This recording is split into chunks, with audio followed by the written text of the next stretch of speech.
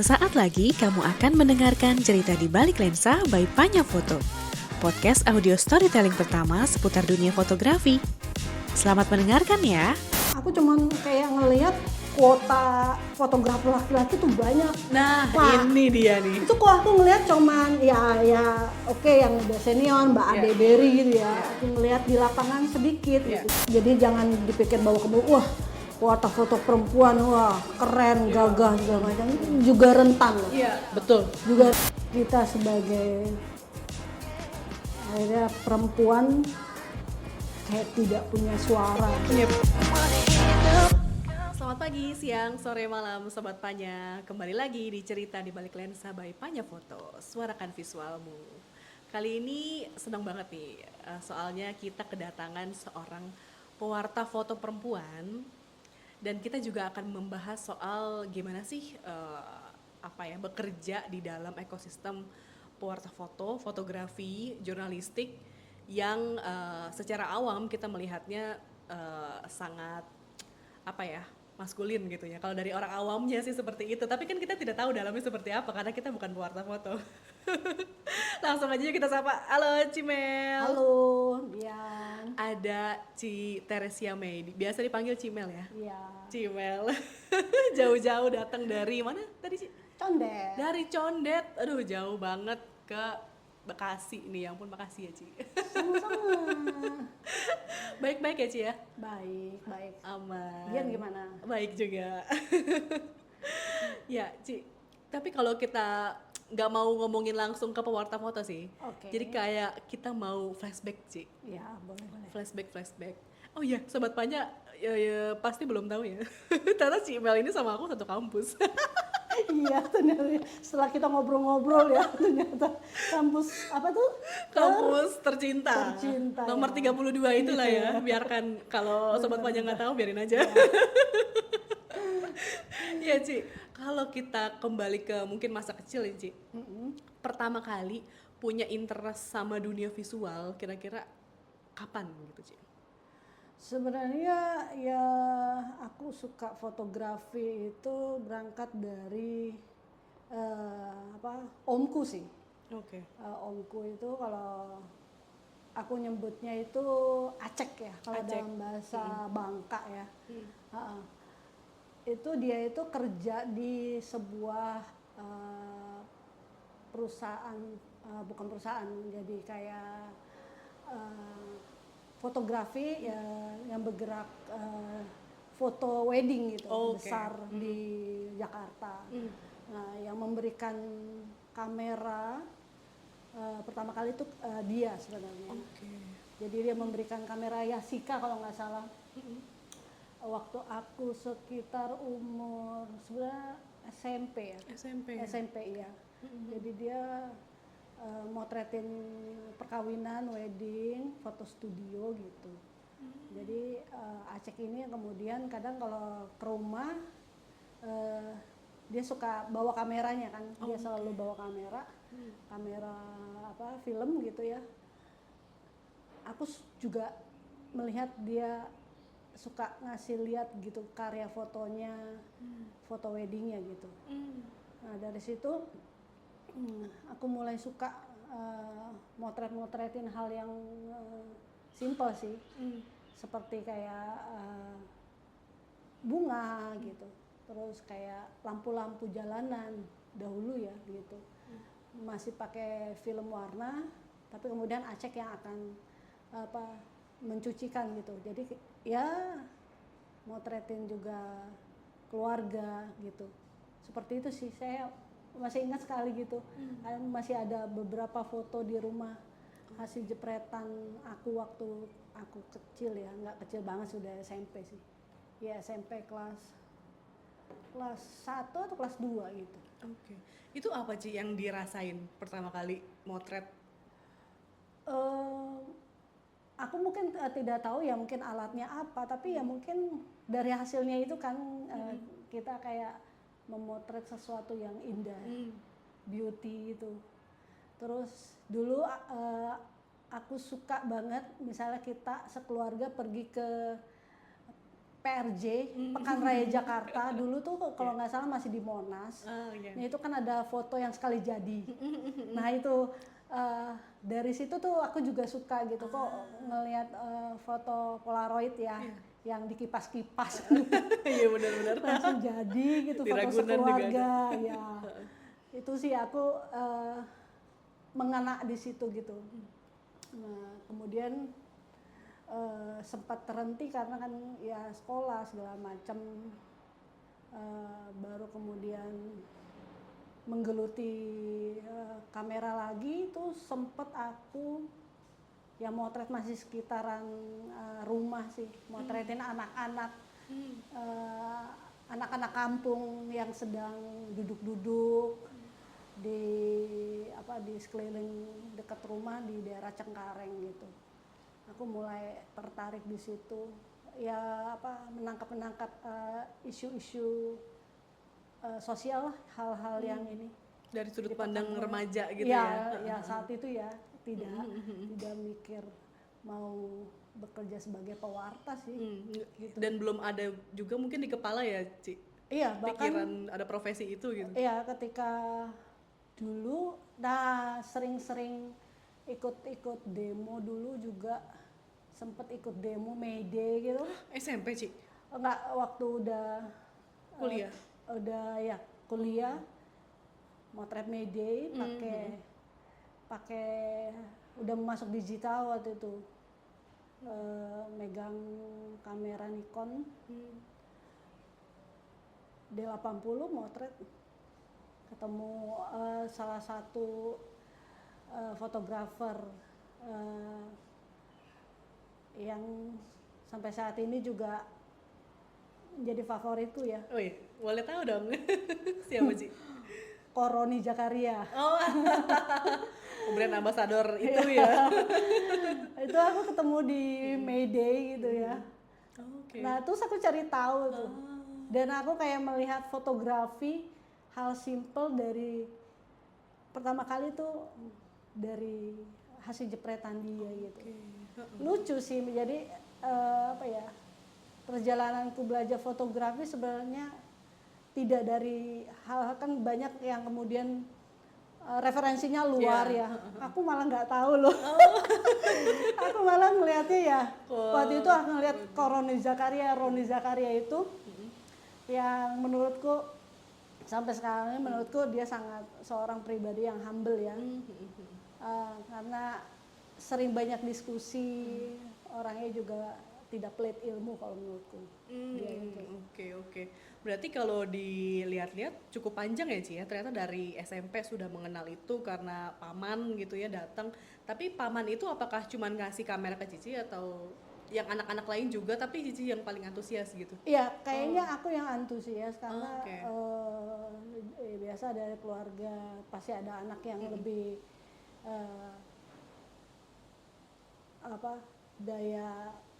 daya keinginannya tuh berbeda ya. Jadi aku ya karena juga papa juga suka baca buku terkait itu, nyambung dengan kemudian ya biasanya kalau kita untuk mengetahui hal segala macam kan kita baca buku ya gitu. Jadi kayak papa juga ngasih nyodorin beberapa dulu buku-buku foto yang dari Jepang itu kan kadang ada ya. Oh iya. Yang unik-unik juga ya. Belinya bentuknya. nyari ya. Seperti itu kalau papa ya dari situ. Oke, berarti memang papa tuh support ya, support Iya, papa juga support ya. Iya, dia sampai detik kehidupannya ya dia support aku dari ketika aku mengambil langkah menjadi seorang pewarta foto ya, karena dulunya sih pengen jadi guru ya. Oke. Gurunya nggak tanggung-tanggung, pengennya gurunya di pedalaman. Waduh. Tapi nanti ada nih relevansinya nih. Soal pedalaman nanti ada relevansinya. Oke, kita beranjak nih, Ci. Berarti tadi remaja suka motret acara keluarga, terus motret hal-hal yang indah. Kemudian sampai ke kuliah tadi ya, kuliah juga suka motretin demo gitu. Nah, Cici ini kan jurusannya hubungan internasional ya. Itu karena iklim politiknya pada saat itu, terus jurusannya juga ilmu politik lah ya, masuknya rumpun ilmu politik, atau memang iseng aja pengen eksplorasi foto. Jadi isunya kah atau karena fotografinya tuh untuk memotret? Sebenarnya kayaknya ini ya tidak disangka ya, maksudnya waktu itu ya ketemu Roni itu di Mayday, terus cerita-cerita nanya-nanya gitu, mau belajar fotografi itu di mana ya gitu. Kemudian dia sebutkan salah satu lembaga pelatihan jurnalistik lah gitu di daerah Pasar Baru itu. Nah kemudian aku daftar, daftar. Sebenarnya juga ya tidak niat ya, aku memang suka mengeksplor hal-hal baru ya, terus senang bertemu dengan orang gitu, hal-hal baru yang menurutku memang belum pernah aku jalani gitu. Jadi sama sekali blank, sama sekali blank karena ya karena bahkan portofolioku itu lucu banget. Portofolioku adalah gambar-gambar lampu-lampu jalanan kota. Ya kalau ngeliatin yang lain, wow, wah kayaknya nggak, sempet minder gitu. Waduh, wow. Karena ya memang sama sekali tidak terdistrak, apa ya, tidak tahu bahwa foto jurnalistik seperti ini, foto landscape seperti ini. Pokoknya ya aku motret aja, berdasarkan itu motret saja gitu. Terus aku ikut kelas dasar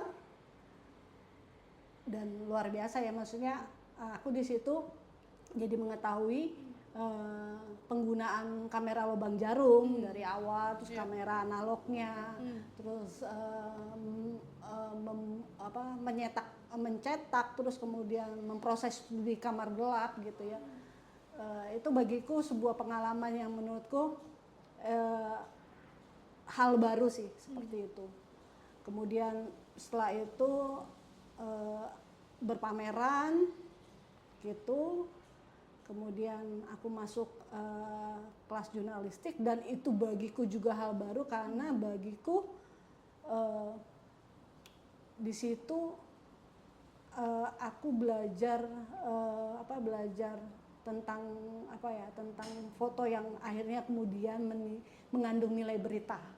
Nah, di situ meskipun sempat bolong-bolong masuk kelasnya karena dikejar-kejar deadline skripsi yang kemudian harus selesai, tapi di tengah tekanan skripsi itu malahan kemudian aku bisa membuat sebuah karya tentang seorang penyandang disabilitas seorang tukang gigi palsu di daerah Kapuk, dan sehingga itu bisa dipamerkan dan aku merasa lega karena skripsiku selesai dan pameranku juga mendapat apresiasi dan bisa dipublish di sebuah media cetak yang lumayan besar gitu, di kolom foto ceritanya. Menurutku itu aku langsung oke, senang juga ya bisa terpampang gitu ya. Akhirnya oke, mau gimana nih Mel, mau melangkah menjadi wartawan foto kah gitu. Itu sempat rada bimbang sih karena sebenarnya pengennya jadi guru gitu, guru di pedalaman ya, mengajar gitu. Karena dulu juga sempat sama salah satu waktu ditanya ketika masuk ke lembaga pelatihan jurnalis itu, ini kalau kamu nggak masuk ini gimana gitu. Terus aku bilang oh ya udah nggak apa-apa Bang, mungkin saya nanti akan jadi guru aja. Tapi ternyata takdir menentukan lain. Takdir berkata lain ya. Tapi ada dua hal nih yang aneh nih buat aku nih, Ci. Di kampus kita itu kan jurusan yang bekennya itu jurusan jurnalistik. Benar sekali. Nah itu kamu memang dari awal nggak tahu bahwa fotografi itu ada hubungan sama jurnalistik, atau setelah kamu dan kalaupun kamu sudah masuk jurusan HI kan di situ ada UKM Kapak gitu. Iya. Nah itu gimana tuh Ci? Nah dulu makanya aku tidak tertarik sama sekali gitu. Oke. Oke, jurnalistik, oke, aku pikir kan kalau jurnalistik oke menjadi seorang wartawan tulis kah atau Iya. apa kan ya gitu. Oke, ada apa UKM fotografi oke gitu. Tapi memang hal tersebut tidak membuat aku aku ingin masuk ini nih kelas jurusan jurnalistik nih. Karena aku pikir sebelumnya aku masuk HI itu pengen kerja di Kementerian Luar Negeri. Oke, itu mimpi semua anak HI di awal-awal Iya, gitu iya. ya. Diplomat Iya, gitu gitu. kayaknya kok enak ya kita ke luar negeri ya, gitu ya. Sempat pernah dulu meliput ke Kemenlu gitu. Oke. Enak ya gitu ya. Tapi akhirnya aku menjadi yang motretin ya, gitu, motretin peristiwanya ya sudah ya gitu. Karena juga tapi ini juga nih fun fact juga nih Ci, teman-teman kita gitu yang HI tuh memang kebanyakan jadi wartawan Ci.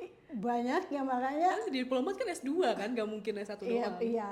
Akhirnya kan pikirnya ya kalau bisa ya ngambil S2 juga di luar gitu ya.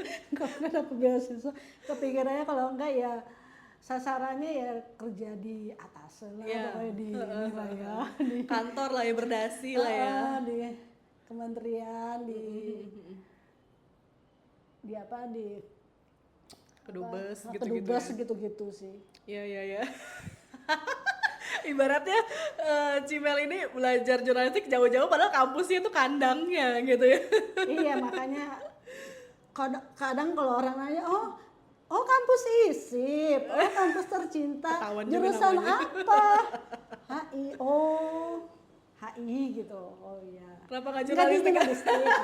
Iya, kalau ke jurnalistik kan pasti semua kayaknya Jakarta itu di Setiap media itu pasti media ada. itu pasti ada Pasti ada lulusannya. 1, 2 pasti ada aja. Penuh ya. Penuh. Apalagi zaman-zaman tuh TVRI kan. Oh iya. Semuanya pasti anak kampus itu. Bahkan ya. TVRI, RRI lah, apalah semuanya anak-anak kampus itu lah Iya, ya. media televisi, koran, hampir semua isinya itu ya. Iya, anak-anak itu lah ya. Kalau liputan rasanya kayak Iya, reunian. benar, iya. Lu angkatan berapa gitu, lu apa gitu kan. Pasti ketemu tempat nongkrongnya. Pasti. Bahkan aku masih Banyak. punya grup alumni sampai Iya, sekarang sih. makanya. Enak. Tuker-tukeran nomor gitu. Terus dosen kita tuh apa ya, kebanyakan humble juga ya Ci. Kalau di jurnalistik humble kan, waktu masih kampus ya lu hubungan kita mahasiswa sama dosen, tapi ketika udah lulus ya hubungan itu Iya, sama benar-benar. wartawan. Iya, benar-benar, iya sih. Jadi minta nomor-nomor narsum tuh di grup Ci. Iya. Enak ya. Oke, berarti itu, nah itu menarik juga tuh Ci, yang soal penyandang disabilitas itu gimana tuh bisa menemukan isu itu Ci? Waktu itu kalau nggak salah ngelihat di salah satu media televisi yang ngangkat, terus ya akhirnya aku angkat sih. Aku angkat pas itu juga deket rumah, daerah Kapuk situ. Iya. Kalau sekarang kayaknya masih ada. Dia membuat gigi palsu memang. Oke. Dan dia juga ini juga bawa angkot Cengkareng Kamal. Jadi tangannya itu dua itu cacat di pangkal pas siku ya. Terus kaki kanannya juga cacat gitu. Tapi ya itu luar biasa sih Pak Seke ini sih. Nah itu waktu meliput apa ya Ci? Di zaman itu kan mungkin belum ada pedoman yang lebih sensitif ya, yang lebih inklusif untuk Iya, meliput benar, itu. yang disabilitas atau teman-teman yang minoritas gitu. Itu apa nih yang Cici lakukan saat itu? Biasa aja liputan seperti orang lainnya atau ada perlakuan khusus nggak? Kayaknya pada era itu belum ada seperti saat ini mungkin ya. Yeah. Jadi ya tapi tetap sih izin atau kemudian menyesuaikan waktu kepada Pak Seke itu tetap diutamakan sih gitu. Yeah. Terus ada batas-batas, kemudian kalau dia tidak nyaman dan tidak mau itu juga aku ya mengikuti dia sih gitu. Jadi tetap subjek fotonya sih yang memang aku prioritaskan lah gitu. Wawancara juga senyamannya dia sih waktu itu ya, karena ya orangnya juga sebenarnya asik aja gitu, tidak yang menutup diri atau bagaimana, tapi ya sedikit waktunya itu sih yang dia kan kerja dua ini ya, maksudnya dua profesi seperti supir, jadi kadang aku harus nungguin waktu yang pas sih, seperti itu sih. Tapi dia sih asik sih, baik, dan ya syukurnya waktu itu pernah juga diangkat di acara Kick Andy ya. Oke. Oh iya iya iya. Terkait ya dia yang berjuang terhadap keterbatasannya. Ya semoga selalu sehat sih. Aku udah lama nggak ke situ sih, ke Kapuk sih. Udah berapa tahun. Oke. Semoga selalu sehat. Nah, ada kontradiktif juga nih, Ci. Di satu sisi kuliah HI awalnya mau kerja yang cantik gitu ya, dalam artian dalam ruangan ber-AC, tapi ternyata kamu kerjanya di lapangan, keringetan, panas-panasan, kulit kebakar, dan lain-lainnya. Ini gimana sih sebenarnya, kamu passion yang bergeser atau memang kenyataannya setelah dicoba ternyata memang enakan di lapangan gitu? Eh, Ya itu tadi ya, akhirnya kemudian karena keadaan dan beradaptasi akhirnya ya mengikuti sih. Awal-awal ya karena suka memang dari dulu ya kerjanya kadang sebelum aku menjadi ini emang kerjanya di lapangan. Jadi pernah kerja jadi penerjemah di salah satu yayasan bergerak dalam bidang pendidikan. Nah aku kadang suka ke lapangan di daerah Kamal gitu, jadi ketemu orang. Ya, aku suka banget juga ketemu orang ya, ngobrol. Jadi ketika akhirnya kemudian kerja tidak di balik meja, terus di lapangan dan harus di bawah panas matahari, kebanyakan sih sebenarnya. Kalau akhirnya ya gitu, aku beradaptasi gitu. Kadang dulu ya hunting kemana-mana gitu, hunting ke Cilincing ataupun seputaran Jakarta yang lumayan jauh, nggak di tengah kota.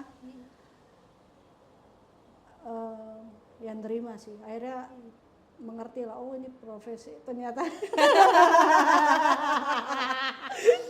ternyata nih ya harus punya mental sih, mental. Ya mungkin akhirnya sih dahulu tuh sudah berpikir sih, oke, kerja di sebuah media yang lumayan besar gitu ya. Dan pada saat itu bukan editornya, bahkan kepala bidang ininya tuh Pak Sinartus tuh. Oh, Pak Sinartus itu MI ya? itu baru, kalau nggak salah baru pulang dari Amerika sepengetahuanku, dan langsung megang desk foto di Media Indonesia. Dan aku cukup terkesan sama pasien tuh karena ketika wawancarai aku terus dia nanya, sebenarnya kamu kenapa nggak mau jadi pewarta foto gitu. Jadi wartawan foto lah ya, pewarta foto dulu bilangnya ya, fotografer ya, belum pewarta foto. Ya aku bilang, aku cuman kayak ngelihat kuota fotografer laki-laki tuh banyak. Nah, Pak, ini dia nih. itu kok aku ngelihat cuman ya oke, yang udah senior, Mbak Ade Berry gitu ya. Aku ngelihat di lapangan sedikit gitu. Jadi aku bilang ke Pak Sin gitu, Pak Sinatus gitu, bahwa aku ingin bukan memenuhi ya menambah kuota mengisi kuota fotografer perempuan sebenarnya gitu, sehingga setidaknya ya ada lah, jadi nggak ngelihatnya laki-laki semua, terus ada lah nyempil gitu satu gitu ya, atau dua gitu.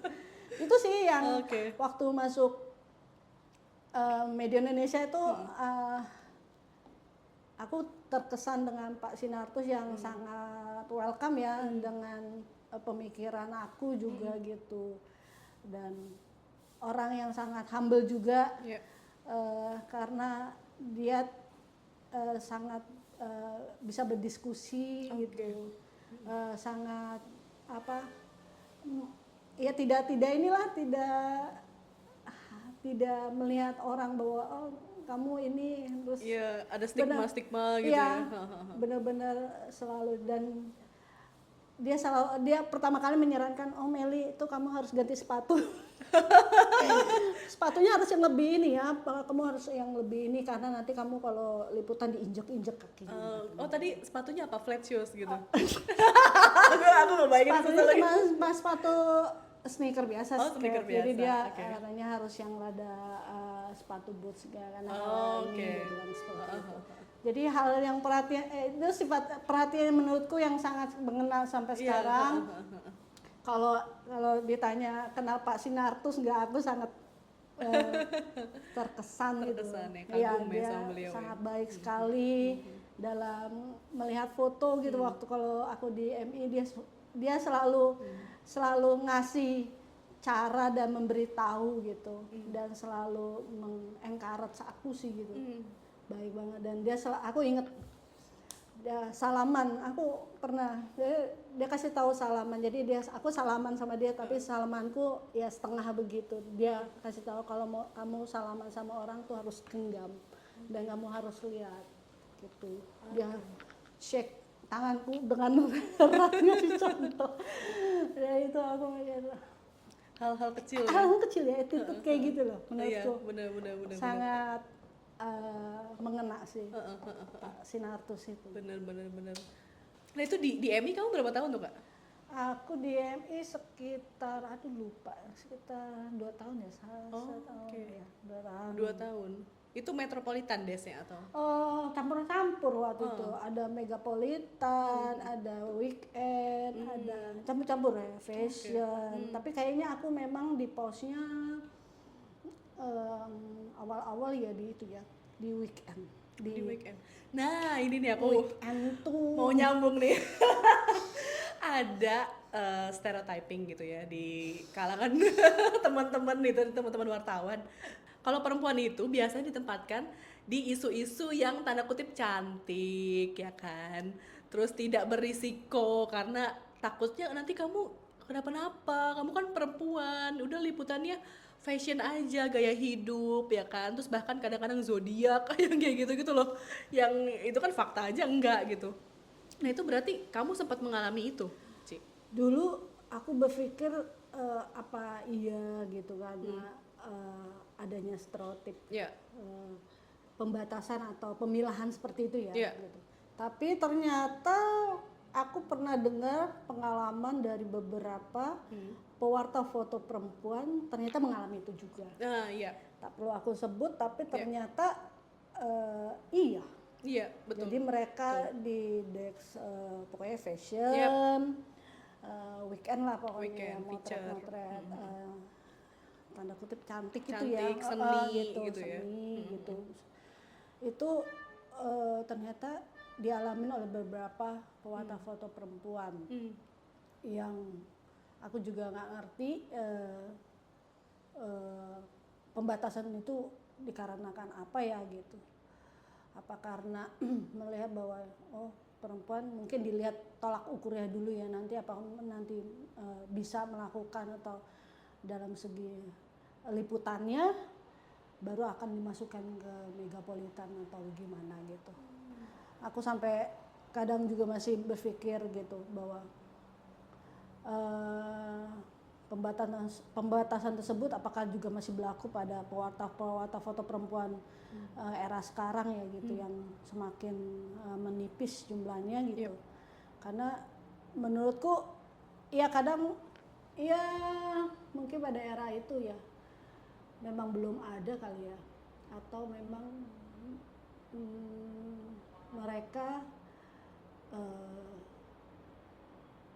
tidak memiliki apa kesadaran terkait gender ya, atau aku sendiri belum tahu sih, dia belum pernah mengetahui secara ini kepada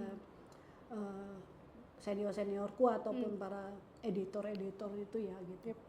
Apa karena dulu ya sempat aku pernah juga mau ngajuin liputan gitu,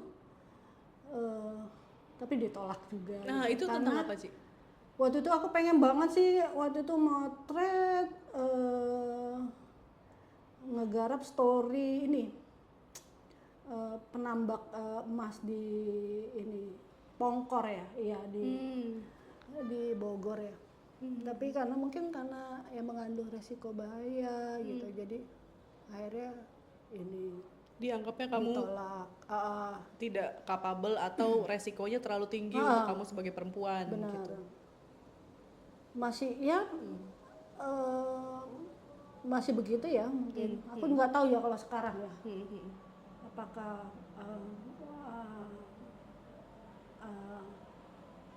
belum mendengar secara langsung gitu.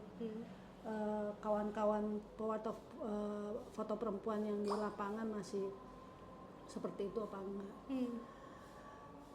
Ya beberapa sih banyak hal yang aku alami ya, kayak merasa harus ditekan untuk selalu kuat gitu, karena kita kan tetap aja punya keterbatasan toh gitu.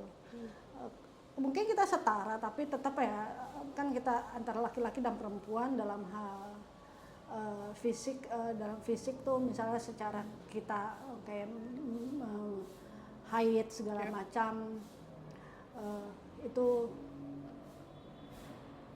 kita nggak diakomodir gitu. Kadang kalau sakit ya harus dikuat-kuatin lah gitu, harus dinormalisasi lah gitu, ya standarisasinya seolah-olah sama gitu. Sedangkan kita kan punya kebutuhan khusus, ya gitu. Seperti itu sih. Iya, kalau aku 2018 tuh inget banget ada tsunami Selat Sunda. Nah itu aku tuh harusnya aku yang meliput itu saat peristiwa itu terjadi gitu, tapi produserku yang sayangnya juga perempuan justru men-stereotyping gitu. Udahlah kamu perempuan, nanti gimana nanti kamu nangis, nanti kamu, ya ampun, tuh aku sakit, menurutku lebih sakit diomongin gitu sama sesama perempuan gitu loh, maksudnya kenapa dia nggak percaya ya gitu, toh juga belum pernah ada buktinya aku menangis gitu gara-gara liputan. Tapi dari situ aku cukup sakit hati dan cari-cari beberapa literatur gitu ya, terus sampai ada risetnya Remo TV kan Ci, judulnya itu kenapa banyak mahasiswi jurnalistik tapi sedikit jurnalis perempuan. Jadi pada intinya dari si penelitiannya Remo TV itu karena mereka tuh dari kampus aja itu sudah di stereotyping seperti itu Ci, sama dosen-dosennya, nanti liputan-liputan yang lingkungan, politik, hukum, olahraga itu tuh laki-laki aja. Nah perempuan ya yang tadi yang disebut yang cantik-cantik itu, seni gitu dan lain-lain. Terus jadinya memang dari situ udah dikotak-kotakin. Terus ketika magang dapat pelecehan dari redaktur, dari sesama wartawan atau wartawan seniornya gitu kan, ada relasi kuasa ya di situ yang bekerja gitu. Jadi ketika mereka lulus dengan pengalaman-pengalaman yang traumatik gitu, ya males jadi wartawan. Nah gitu tuh sih kalau nyambungin sama pelecehan atau kekerasan itu dari point of view kamu nih Ci, sebagai jurnalis foto, pewarta foto perempuan, itu gimana sih Ci iklimnya dari mungkin momen kamu pertama kali jadi jurnalis sampai hari ini? Nah itu ya salah satu bidang pekerjaan yang juga rentan ya. Jadi jangan dipikir bahwa kamu pewarta foto perempuan keren, gagah segala macam, juga rentan loh. Iya, betul. Juga rentan mengalami itu karena melalui pengalamanku aja gitu. Aku juga pernah mengalami itu ya, dari beberapa kawan-kawan juga yang seprofesi gitu ya, dari humas-humas kementerian, aku juga nggak ngerti ya, itu humas-humas itu kenapa melakukan itu ya gitu. Kadang sedangkan tidak ada pembicaraan yang mengarah ke situ ya gitu, tapi humas itu tuh melakukan apa, meskipun pelecehannya secara verbal ya gitu.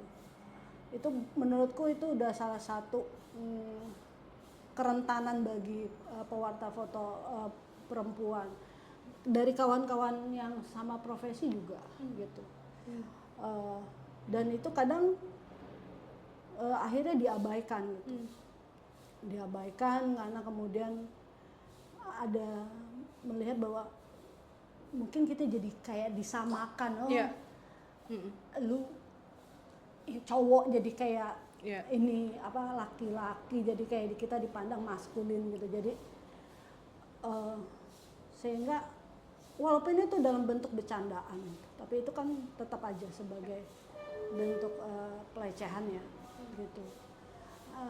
Aku pernah dari kawan seprofesi juga melalui chat gitu yang bingung juga itu bicara tentang foto, nyambung-nyambungnya ke urusan misalnya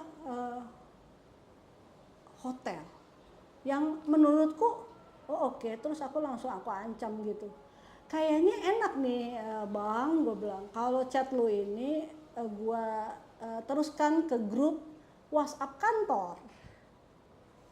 Wih, dia langsung kaget dan langsung telepon aku, terus langsung enggak Mel, gue cuma bercanda bla bla bla.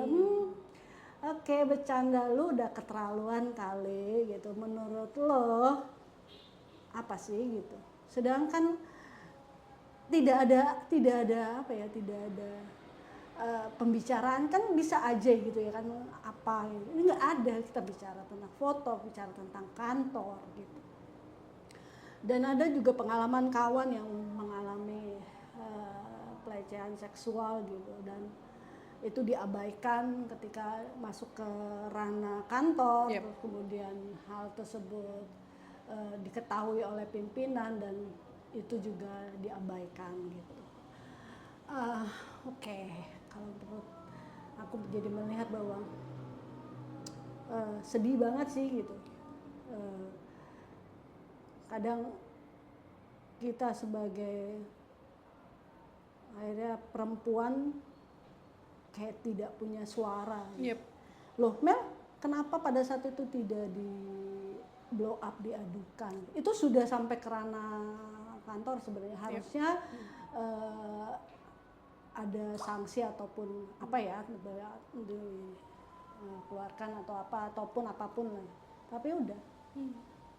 Dan itu cukup menjadi trauma sih bagi kawanku juga, terus aku gitu kalau melihat kawan-kawan ya oke, harus dipahami Meli bahwa kadang kawan-kawan juga tidak mendapatkan penyadaran gender itu ya gitu, tentang pelecehan seksual. Sangat-sangat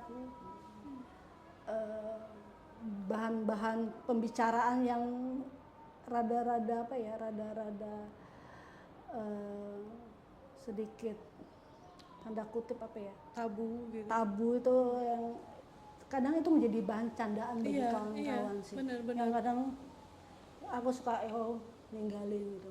Terakhir kayak aku kemarin di IWD gitu, ada kawan-kawan pewarta yang kemudian lagi ngomongin ya mereka ngeledek-ledekin apa transpuan gitu, salah satu kawan di situ. Terus aku bilang lo gitu-gitu filmmaker lo, pembuat film dokumenter. Mereka hanya bicara tentang seputaran urusan kelamin bla bla gitu. Terus aku bilang gitu-gitu bang,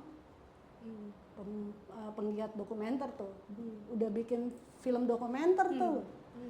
Oh gitu, iya, lo ngelihatnya begitu aja sih, aku bilang supaya jadi bahan candaan dan tertawaan saja gitu. Nah, menurutku kadang perlu ada pendidikan dan tentang kesadaran itu ya gitu. Iya iya, bener banget tuh apa yang Cici alamin, apa yang aku alamin juga mungkin aku kayaknya bisa bilang semua jurnalis perempuan lah ya Ci, pasti pernah lah gitu.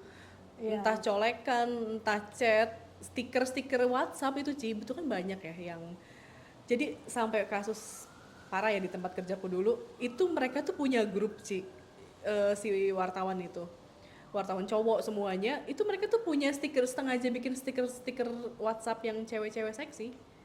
Ya, Iya. ya. Oh, yang ini Iya, ya. heeh. Yang kayak gitu-gitu sampai akhirnya Ember, ketahuan emang sama kita yang perempuan, kita laporin ke HRD. Tapi ya balik lagi Ci, karena HRD juga nggak punya basis, nggak punya peraturan yang inklusif gitu loh Ci. Jadi semua permasalahannya tuh kayak dari sistematis ya, kita dari kantornya nggak sensitif, terus pewarta fotonya apalagi, dan perempuannya juga mungkin jadi sebenarnya tahu itu salah, tapi kita juga mau, tadi yang Cici bilang mau speak up juga ruangnya nggak aman, gimana Iya. mau ngomong. Ya, sangat tidak ada ruang aman sih Iya. kalau menurutku. Aku sih kayak akhirnya ya mengetahui itu, bahwa kemudian hal ini menjadi tidak aman dan tidak nyaman, itu ya pas peristiwa itu ya, maksudnya kok begini gitu. Yep. Kok akhirnya makanya aku pada saat itu wah, aku nggak selamanya ini kerja menjadi seorang pewarta. Karena bagiku ini sebuah bukan sebuah pekerjaan yang ya udah jelas semua pekerjaan penuh tekanan, tapi bagiku luar biasa ya gitu. Ya sampai sekarang juga aku memutuskan untuk jadi freelance gitu, mulai motret lagi setelah aku berhenti memilih untuk menjadi seorang ibu gitu ya. Dari Denali anakku yang sekarang udah 7 tahun. Karena menurutku akhirnya itu pilihanku, karena menjadi ibu itu sebuah anugerah, dan aku ingin ambil pilihanku ini gitu, karena untuk membagi sebuah dua dunia gitu, itu bagiku sangat sulit dengan kemudian kondisi liputan yang tidak pasti waktunya. Ya walaupun di beberapa mungkin pewarta foto perempuan itu bisa dilakukan, tapi bagiku akhirnya aku mengambil sebuah pilihan itu gitu. Dan sekarang ya, aku coba untuk memotret lagi gitu, bikin foto dokumenter gitu. Itu kayak membuat aku meng-recharge lagi ya gitu, bahwa mungkin panggilanku ya ada di sini juga gitu, seperti itu sih. Ya jadi apa Ci, maksudnya tadi kita ngomongin kekerasan dan lain-lain, tapi kayak hak kita yang basic gitu ya Ci, maksudnya yang haid, melahirkan, apakah, aku nggak tahu ya, nggak pernah ngelahirin, tapi apakah 3 bulan itu sebenarnya cukup nggak sih sebagai ibu gitu untuk istirahat dari aktivitas bekerja? Apakah 3 bulan itu cukup? Terus apakah cuti haid yang memang sebenarnya juga ada di undang-undang ini ya, ketenaga kerjaan, tapi sayangnya di UU Ciptaker itu Ci, yang sangat menyebalkannya, si UU Ciptaker itu tidak membatalkan UU ketenaga kerjaan, tapi UU Ciptaker itu tidak bertanggung jawab kalau kita libur itu dibayar atau enggak. Kan jadi Parah sama aja itu ya. makanya itu dia sama aja jebakan Batman ya kan. Ibaratnya sok-sok tidak membatalkan, tapi dia juga tidak bertanggung jawab kalau lu nggak dibayar, karena kan lu libur gitu hitungannya. Itu mungkin yang kemarin aku diskusikan sama Ajeng, Ajeng Dinar ya, kemarin pas ketemu di HI. Ya aku bilang, dia nanya enaknya cutinya, dia saat ini sedang hamil, enaknya cutinya kapan? Dia dapat cuti 4 bulan katanya. Terus aku bilang di saat kemudian ia melahirkan, dan aku bilang di 2 bulan pertama atau kalau bisa ya lebih lama. Tapi dia sampai sedikit kayaknya aku tangkap mengerutkan dahi, karena sepertinya mungkin itu ya, kayaknya tidak dibayar atau bagaimana atau apa tuh ya ininya ketentuannya sekarang, karena dia bilang masih pengen kerja juga sih, karena aku bilang aja di 2 bulan pertama itu kalau menurutku itu sangat sebuah momen penting ya bagi bonding ibu dan anak, dan tubuh itu recovery banget itu ketika melahirkan, rahim baru masih terluka, dan kemudian air susu itu untuk mengeluarkannya gitu, itu sangat butuh effort dan itu stres banget gitu, rada painful banget lah. Jadi kalau menurutku ya nggak kebayang sih, walaupun aku kalau dengar ceritanya Mbak Ade gitu, Mbak Ade bahkan ya waktu itu ya katanya sempet dia lagi sedang menyusui itu dikirim ke Afghanistan. Aku bilang sih wow Mbak Ade pengecualian. Gimana itu? Iya, dia waktu itu pernah cerita dia lagi menyusui itu penuh gitu. Ya ampun, mana belum ada teknologi gitu lagi. Ya. Teknologi yang untuk apa sih? Dinginin ASI itu belum ada kayaknya ya waktu itu ya. Luar biasa sih kalau menurutku. Makanya aku bilang sama Ajeng ya pergunakanlah sebaiknya kalau sekarang ya gitu. Kalau bisa ya memang kita punya bisa lah menerapkan hak kita ya. Karena kalau dulu ya mungkin nggak seperti sekarang ya. Kalau kali ya. Kalau dulu mungkin ya aku ngalamin tekanan bahwa kompetitif gitu, bahwa kemudian ya sekarang mungkin kompetitif juga gitu. Tapi kayak sakit atau seperti kita lagi hamil gitu. Ya dikuat-kuatin sih. Jadinya apa ya? Karena kita di posisi yang tidak aman gitu ya, dalam artian kita juga masih mencintai profesi ini, kita juga secara finansial butuh juga, tapi di sisi lain kita juga sulit ya, maksudnya karena si pemberi kerja kita, si perusahaan kita ini buta, tanda kutip itu kan, buta soal hak-hak yang khusus tadi tuh, yang seperti haid, melahirkan dan lain-lain, kemudian jadinya menguntungkan perusahaan lah si UU Ciptaker itu gitu kan. Sulit, kita berada di posisi yang sulit. Ya, semakin sulit untuk sekarang ini, jadi malah tambah ini ya, tambah sangat sulit. Ini ya, sulit ya. Wow, itu sobat Panya, Ajeng Dinar itu temanku seangkatan. Nah, lagi kemarin ketemu, dia udah 5 bulan makanya udah udah masuk ini. Terus masih aktif sih, aku bilang ya saya buat ini, aku bilang tapi tetap prioritaskan pasti. Kesehatan dan bayi. Karena kadang di lapangan tuh para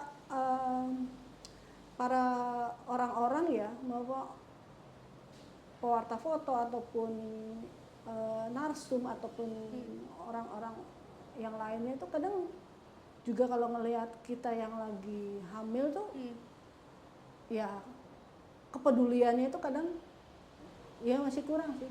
Aku dulu motret di Kemenpora, terus datang itu udah sekitar 7 bulan. Waduh.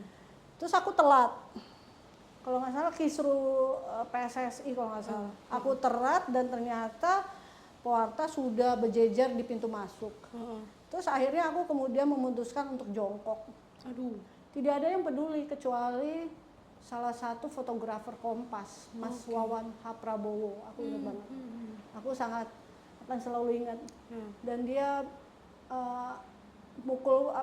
nepuk pundakku untuk berdiri di belakangnya. Jadi di belakangnya persis di posisi yang seharusnya dia tentu mendapatkan foto aman ya gitu. Dia bilang jangan kamu ini berdiri, kamu lagi hamil. Terus ketika aku mau motret kedatangan Menteri Menpora pada saat itu, siapa lupa. Aku pengen datang untuk kemudian motret dari dekat untuk dapat foto aman. dia juga menyarankan bahwa kemudian nggak usah Meli gitu, dari sini saja gitu. Jadi kadang-kadang beberapa ya aku nggak bilang semua orang yang itu kadang memang abai gitu, abai dalam hal ini aja, merokok. Ya, betul, Gitu. betul banget. Itu Aduh, gila. kadang ya itu ya gitu. Tapi ya sudahlah. Tapi banyak hal sih kalau menurutku yang mereka mengeneralisasi kadang pewarta foto perempuan. Ya kita bukannya mau dibedakan ataupun disamakan, tapi setidaknya ya memang kita berbeda dalam hal fisik dan hal apa ya, tubuh, kebutuhan. Iya, Gitu. iya. Maksudnya lagian salah kaprahnya juga dalam kesetaraan gitu ya, dalam feminisme itu orang-orang yang nggak ngerti gitu, Ci. Mikirnya ya udah lu kan mau disetarain laki-laki sama perempuan, ya udah setara sama-sama diri dan lain-lain, tapi bukan itu gitu loh. Maksudnya kesetaraan itu kesetaraan akses pendidikan Iya, gitu-gitu loh, tapi iya, benar. secara fisik kan kita memang tetap berbeda gitu. Beban kayak atlet laki-laki dan perempuan aja beda bebannya kan, nggak mungkin sama. Nah, secara biologis tuh memang tetap beda, kebutuhannya beda. Kita juga punya beban ganda gitu kan, ngelahirin kayak tadi Jeci juga, maksudnya ngelahirin juga, haid juga, tapi juga bekerja juga, nyari nafkah juga, itu loh maksudnya yang tidak Belum dipahami. di rumah tangga ya. Nah, itu dia, maksudnya tolonglah. Kadang ya kadang itu. Kadang kepekaan itu Betul. sangat sangat kurang di beberapa di masyarakat kita kadang. Iya, Ya kadang kita merasa bahwa oh di di kelas tertentu atau di yang sudah teredukasi dengan baik juga, tapi tetap aja sih kalau biasnya, menurutku aduh, serem ya malah ya. sistem sih kadang Iya, ada nggak ya gitu ya, mereka bisa melihat bahwa memperlakukan kita itu selayaknya diberikan ruang, yaitu ya ruang aman, ruang untuk bicara tanpa kemudian dihakimi, dijudging dulu ya, lemah, wah nggak bisa, gitu loh. Sedangkan belum kita juga membuktikan, belum kita juga melakukan, gitu. Seperti itu sih. Jadi kita akhirnya kompetitif, oh ini terus berpacu, terus kemudian supaya tidak tersingkir, supaya tidak terbuang dari kerjaan segala macam.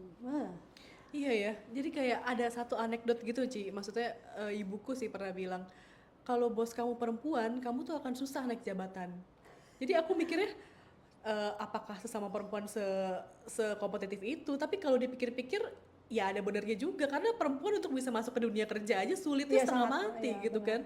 Berarti bukan karena persaingan kita sesama perempuan, tapi karena lingkungan yang toksik itu yang bikin perempuan susah gitu ya masuk ke dalam situ ya. Iya.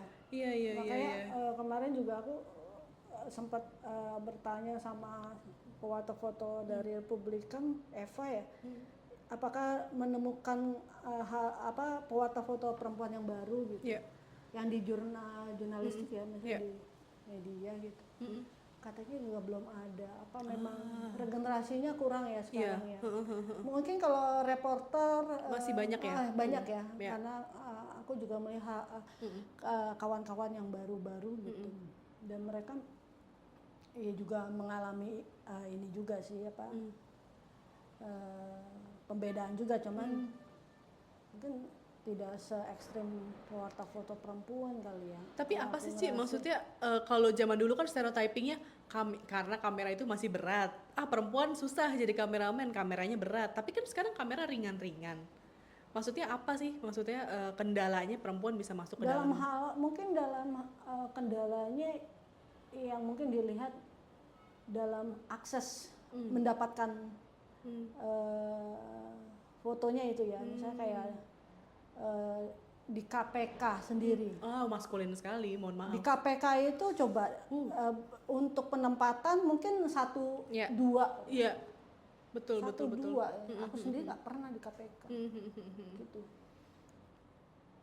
satu dua ya jarang gitu. Karena itu kan dia Iya. berbutan sikuk ya, badan kesenggol-senggol mah udah biasa Iya, ya gitu ya. aduh. Sebenarnya males banget sih untuk membiasakannya, Ya, menormalisasikan. tapi ya gimana? Iya, Iya. empet sini Iya, sini iya. aneh. Bener. Kesenggol bak apa itu kayak kita kayak ini kayak udah menjadi hal yang biasa. Jadi kayak seolah-olah kita tuh masuk ke dalam kebun binatang, jadi kita harus ngikutin rule di kebun binatang itu gitu ya rasanya ya. Aduh ya ampun, belum juga di olahraga, aduh olahraga tuh juga serem loh Ci, jujur. Itu perempuan paling satu dua, dan apa ya, aku nggak kuat dengan bercandaannya sih. Itu kan ada yang wartawan salah satu media online yang abis-abisan dikupas sama beberapa media feminis kan, yang dia mengobjektifikasi atlet perempuan bukan apa namanya di Olimpiade Tokyo waktu itu kan, bukan prestasinya tapi malah perempuannya yang di gila tubuhnya seksi banget gini. Ya ampun, itu aku kayak bener-bener baca koran lampu tit gitu. Yang Medianya kuning juga banget. kali ya supaya mendapatkan oplah dan clickers dietnya yang banyak kali ya, karena itu begitu isu yang sangat kalau secara mata atau mendengar ataupun membaca itu pasti akan mendulang kayaknya Iya, itu ya. tapi sebenarnya kalau ini ya Ci, maksudnya ada ya upaya-upaya kayak misalnya Aji gitu ya, terus baca risetnya PR2 Media gitu. Jadi mereka itu apa ya, mendorong media itu punya SOP seperti Project Multatuli kan punya SOP anti kekerasan seksual dan itu, penanganannya. ya benar. Nah tapi maksudnya aku sih berharapnya itu bener-bener di kayak mereka roadshow gitu loh Ci. Sosialisasikan ya, Sosialisasikan atau dan nggak benar. ada pelatihan apa ya, Nah itu dia. setidaknya Itu dia. ada rulesnya yang kemudian ditaatin ya. Nah itu seenggaknya ada pakemnya lah gitu. Iya, sebelum sebelum masuk ke peliputan kah atau apa, ya ruang aman bagi si jurnalisnya, terus si narsumnya gitu ya. Betul. Itu kemarin juga Iya. sangat membantu dan mendapatkan pengajaran itu aku juga, karena seumur-umur belum pernah sih mendapatkan pelatihan seperti itu sih gitu, bahwa kemudian ya sebagai kita peliputnya juga mendapatkan ruang aman gitu. Nah, habis dari liputan kita tiba-tiba mendapatkan intimidasi atau cemooh ataupun pelecehan fisik atau apa ya. Nah Itu kalau sih kayaknya nggak ada tuh. nggak ada ya, belum ada. Maksudnya kita udah sah UU TPKS, tapi maksudnya implementasinya itu loh Ci. Kita butuh orang-orang yang ngejagain nih, bener gak sih itu? Maksudnya kayak kalau di Serikat mungkin punya hotline, kan ada di Aji juga ada hotline-nya. Tapi yang ngejalanin hotline itu siapa gitu? Maksudnya perlu kesadaran dari teman-teman perempuannya juga nih untuk ayo yuk kita nggak aman, yuk kita bikin ruang aman gitu loh. Maksudnya kebanyakan kan kita nggak aman, ya udah masing-masing ngelindungi diri sendiri gitu loh Ci. Jadi nggak terbentuk tuh si ruangnya itu. Nah kalau menurut Cici apa nih yang kira-kira di lingkungan pewarta foto apa yang harus dilakukan, dan apakah sudah ada upaya-upaya gitu dari lembaga-lembaga mungkin yang profesi atau apa yang sudah dijalankan atau sedang? Kalau sejauh ini sih aku baru kemarin mendapatkan pengajaran itu ya, tapi ya harusnya untuk misalnya kayak sebuah lembaga kayak PFI sendiri gitu, Pewarta Foto Indonesia, harusnya mereka mendapatkan itu ya, yang kemudian mendapatkan pelatihan itu gitu, ataupun sosialisasi terkait apa ruang aman, terkait kemudian undang-undang apa itu pelecehan seksual apa TPKS. supaya mereka setidaknya tidak lagi melakukan seperti kayak nggak usah jauh-jauh ya, kayak pelecehan secara verbal yang kadang itu masih hal yang paling mudah dilihat itu ketika misalnya mereka ngumpul dan di situ ada perempuan dan tiba-tiba ya menjadi bahan candaan. ataupun pandangan mata, ataupun ya apa ya, yang pernah aku lihat gitu ya, pandangan mata ataupun kode-kode yang kode-kode tangan kadang mereka lakukan gitu.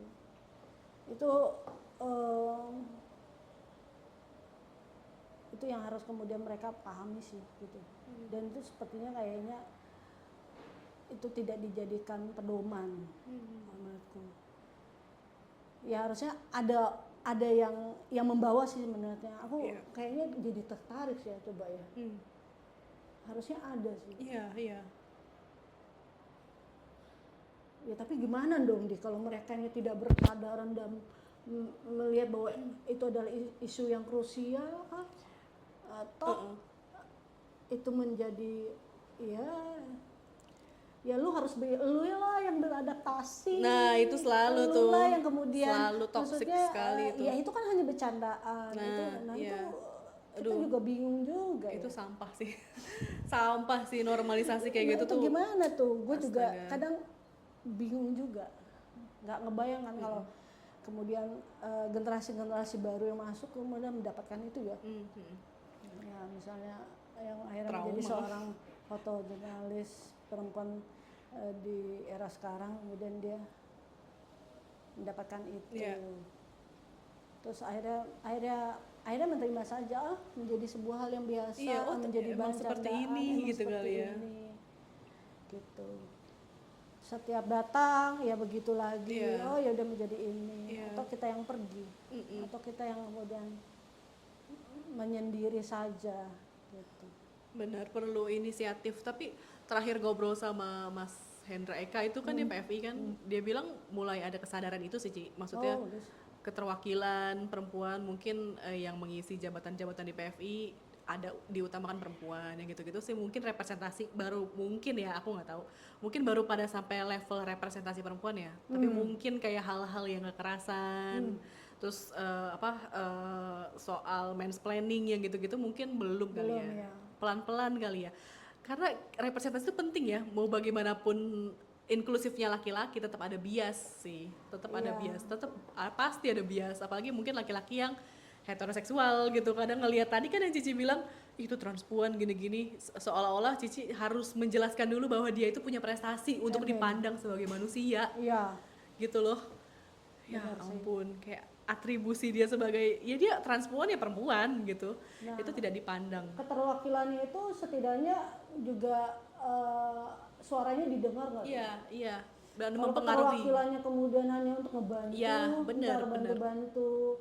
Kalau ada cara di bagian konsumsi. Ya itu hal-hal manajerial yang stereotypingnya perempuan. Iya. Sama juga bohong ya. Iya benar.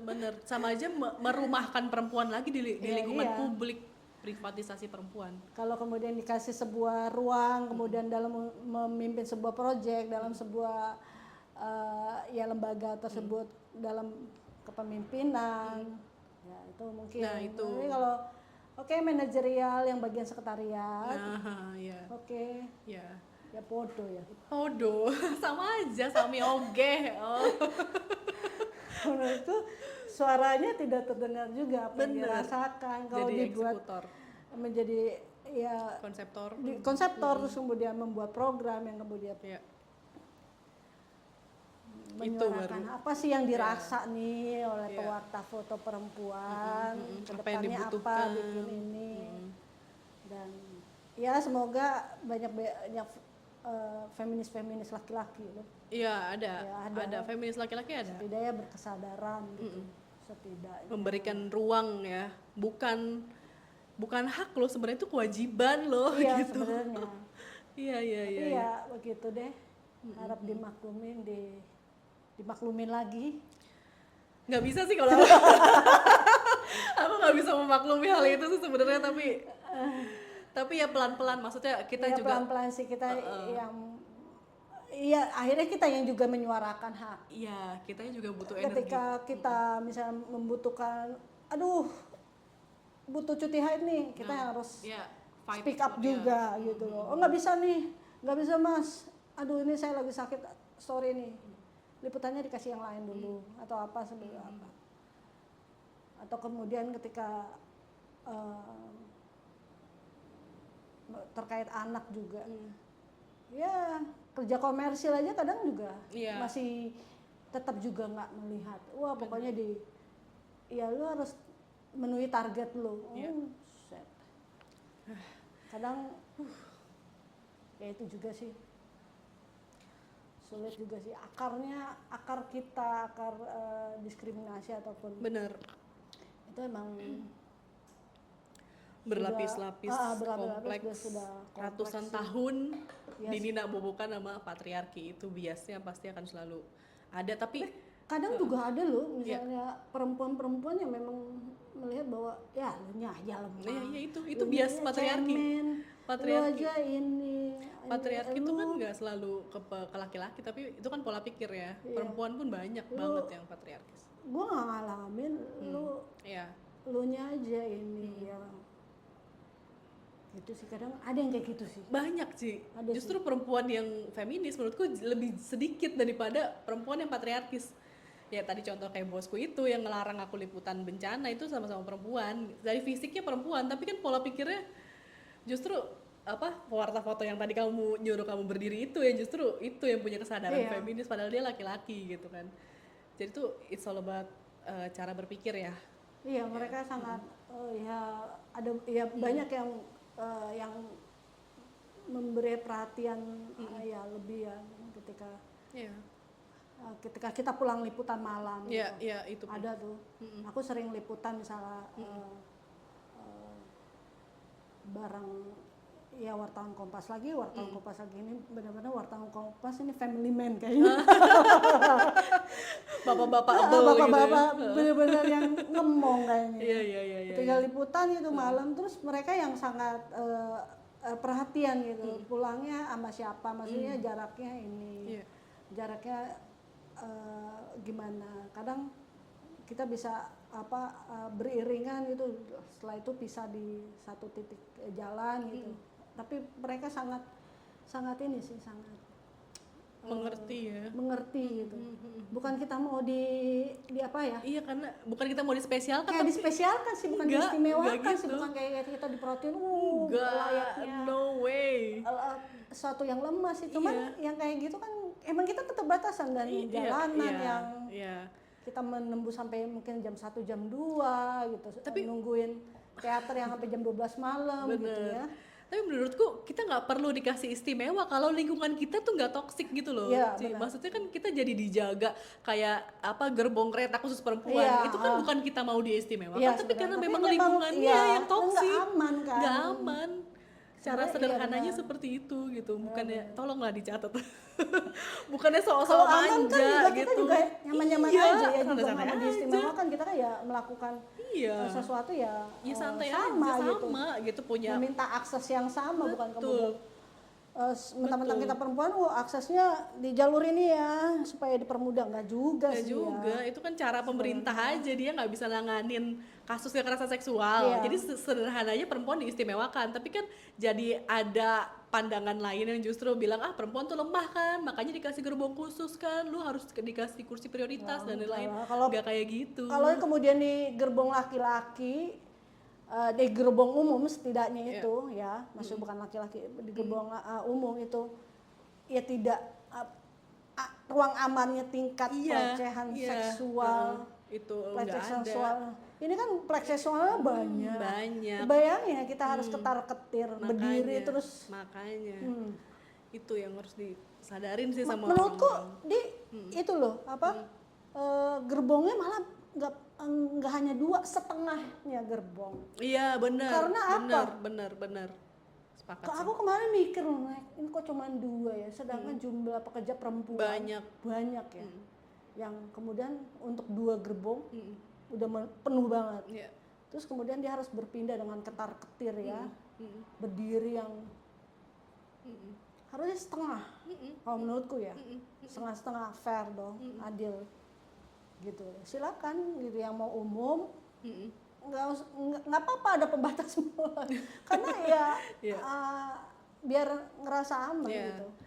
Iya sebenarnya juga ya tadi balik lagi ya, semoga UU TPKS terus juga teman-teman pewarta foto perempuan juga bahu membahu lah ya, laki-laki perempuan atau non binary apapun itu bikin ruang yang aman lah ya, maksudnya biar kita nggak jadi ada pembatasan-pembatasan seperti itu Benar, lagi. benar. Terus mungkin kata terakhir nih Ci, maksudnya closing statement dari Cici, harapan untuk teman-teman pewarta foto perempuan itu apa sih gitu untuk lingkungan yang lebih baik lagi nih ke depannya, nanti mungkin anak cucu Cici gitu jadi pewarta foto perempuan nggak merasakan hal yang sepahit Cici gitu ketika menjadi pewarta foto perempuan. Berani speak up sih kalau menurutku, berani bicara tentang hak ya, yang apa yang udah ada ya gitu. Jadi ketika mendapatkan pembatasan atau pembedaan gitu, kita ya karena juga diatur oleh undang-undang gitu, kita harus berani meminta hak itu sih gitu. Terus ya kepada siapapun ya, kadang ya kayak di lapangan juga gitu, kita berani kalau kemudian kita merasa tidak aman, kita langsung ngomong gitu. Kita langsung ngomong, lu jangan ngomong gitu dong, lu sikap lu tolong jaga dong gitu. Karena dengan begitu akhirnya dia mengerti, dia tahu, oke, gue lancang nih atau apa, si Meli atau apa dari kata-kata atau si Meli, wah nggak bisa nih gitu. Jadi kita harus memang berani gitu, jadi tidak bisa diterima gitu ataupun di digeneralkan ataupun kayak tadi harus dia ada tafsirkan atau apa. Kalau menurutku tidak boleh ada excuse lah gitu. Kita harus berani gitu kepada siapapun. Kalau kita ngadapin dalam peliputan gitu, ya kita minta, kita harus berani gitu memaparkan bahwa pengen kesini liputan ini gitu, kenapa gitu.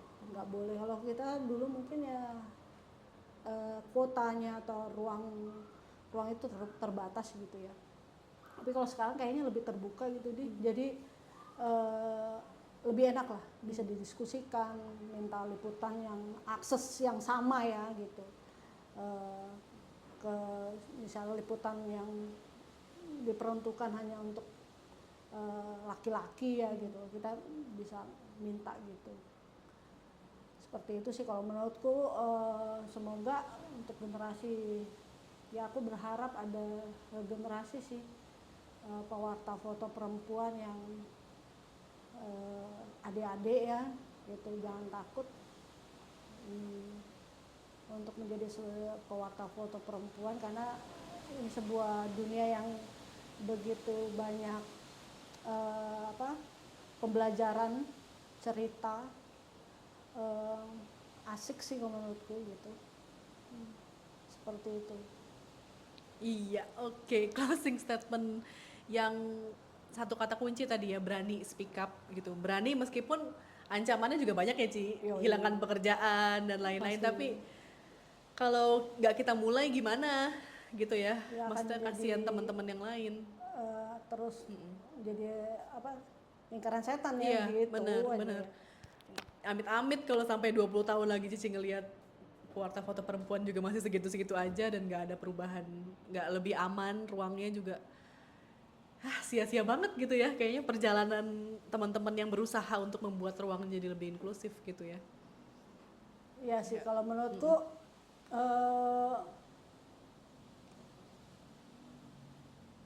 semoga dengan banyaknya informasi dan keterbukaan informasi, dan sekarang juga banyaknya pelatihan terkait kesadaran gender ataupun kekerasan seksual gitu ya, itu bisa diimplementasikan ya, nggak cuma hanya ucapan ataupun menjadi program di lembaga-lembaga jurnalistik yang mungkin di lembaga-lembaga pelatihan udah itu menjadi sebuah kurikulum sendiri ya, udah menjadi sebuah program atau pelajaran sendiri kalau menurutku ya gitu. Karena itu menjadi sebuah basic sih gitu, bagaimana kita memperlakukan orang sebagai manusia juga, sesama manusia gitu ya kalau menurutku. Karena ketika kita meliput ataupun melakukan pekerjaan kalau tanpa dasar itu, kalau itu ya sulit sih untuk mendapatkan feel seperti itu. 1 jam bersama Cimel tuh rasanya berat karena kita ngomongin hal yang berat juga ya Ci. Maksudnya belum ada penyelesaiannya gitu, belum terlihat signifikan di lapangan, tapi kita masih berusaha ya Ci. Maksudnya dengan cara apapun tadi, dengan speak up atau dengan mungkin juga kan Cici juga speak up ya melalui podcast ini. Semoga juga banyak pewarta foto perempuan yang bisa termotivasi dan berani berkarya, berani speak up juga untuk bikin ruang berkaryanya aman gitu ya Ci. Oke, thank you banget Sama-sama, Cimel, ya terima ampun. kasih, Selamat Pak juga peliputannya. Nyalet, terima kasih. Peliputannya Sobat Panya yang sudah baca Project Multatuli harus dilihat. Thank you. Keren banget Ci. Thank you Ci. Thank you. Yuk, terima kasih Sobat Panya yang sudah mendengarkan. Hai Sobat Panya, terima kasih sudah mendengarkan podcast Cerita di Balik Lensa by Panya Foto. Nantikan terus episode selanjutnya, mengudara setiap 2 kali dalam sebulan di aplikasi